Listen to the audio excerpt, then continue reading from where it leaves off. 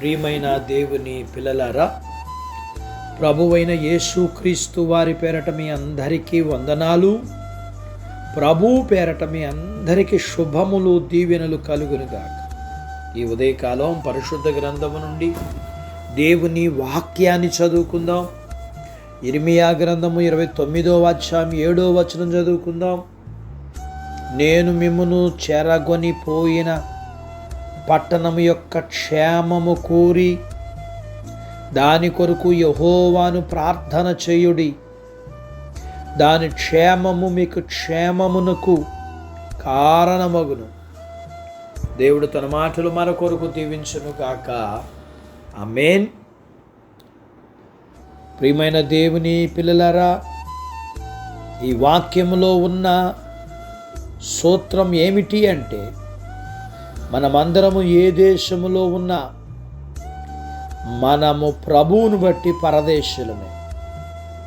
కాబట్టి మనము నివసిస్తున్న దేశ ప్రజల శాంతి కోసం, దేశ అభివృద్ధి కోసం, ఆ దేశం కోసం మనం ప్రార్థించాలి. ఎందుకంటే ఆ దేశములో వారి మధ్యలో మనం నివసిస్తున్నాం కదా.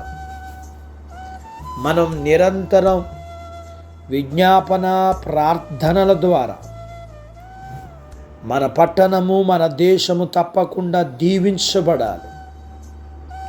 మన దేశం కోసం, ప్రత్యేకంగా మన ప్రాంత ప్రజల కోసం చేసే ఆసక్తికరమైన ప్రార్థన విశ్వాసులమైన మన అందరి నోళ్ళల్లో ఎప్పుడూ ఉండాలి.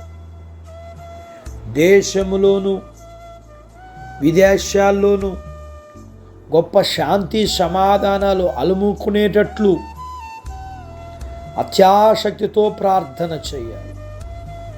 మన వీధుల్లో పోరాటాలు జరిగి రక్తం పారిన విదేశీయులు మన దేశం మీద యుద్ధం చేసిన సాహసవంతులైన మన సైనికులను హతమార్చిన ఆ చెడ్డ పరిణామాలకు మనం ఎంతగానో విలపించాల్సి ఉంటుంది. కాబట్టి శాంతి కోసం ప్రార్థన చేద్దాం. మన స్వప్రయోజనాలైన వేరే దేశపు వారితో స్నేహ బంధాలైన కలిసి ఉండేలా ఈ శాంతి సూత్రాన్ని అమలు చేద్దాం. దేశానికి శాంతి కలిగినప్పుడు మనకు కూడా శాంతి కలుగుతుందని దేవుని వాగ్దానం. ఇది ఎంతగానో కోరదగినది. అప్పుడు మన కుటుంబాలను దేవుని భయభక్తులలో పెంచగలం.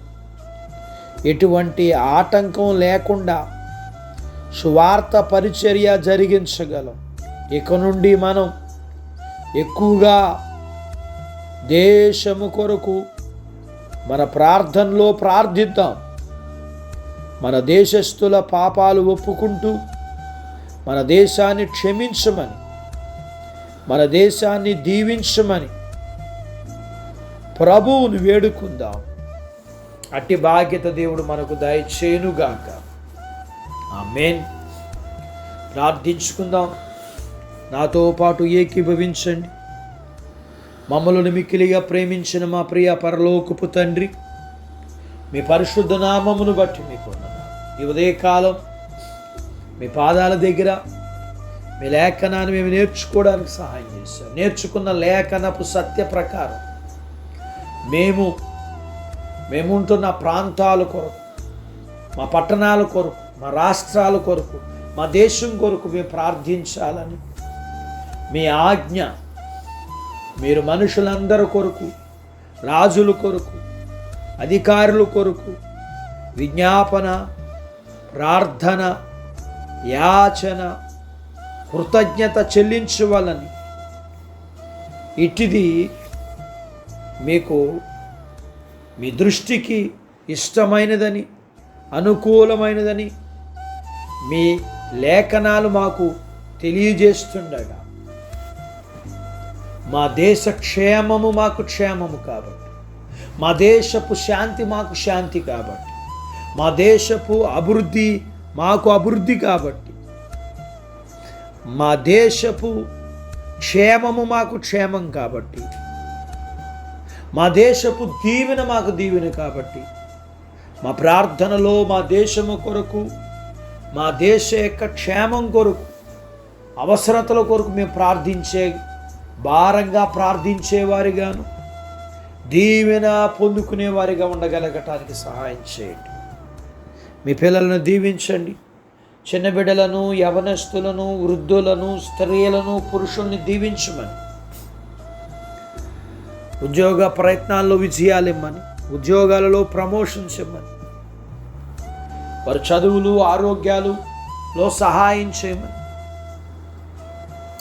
చేతి పనులు, వ్యాపారాలు, పొలాలు, పశువుల్ని దీవించమని, వివాహాలు కాని వారికి అవుటకు, గర్భఫలములు లేకున్న వారికి ఇమ్మని, గర్భఫలములకు ఇచ్చిన వారికి సుఖమైన ప్రసూతులు ఇమ్మని, ప్రసూతైన తల్లి పిల్లలకు ఆరోగ్యాలు ఇమ్మని, మీ పిల్లల అవసరాలు, మీ పిల్లల సమస్యలు, మీ పిల్లలకున్న రుణాలు, మీ పిల్లలకున్న బలహీనతలు, వీటన్నిటి నుంచి విడిపించి దీవించమని యేసు ప్రభు వారి పేరట స్తుతించి ప్రార్థించి అడిగినవన్నీ పొందుకొని ఉన్నాము తండ్రి. ఆమేన్. దేవుడు మిమ్మును దీవించును గాక. ఆమేన్.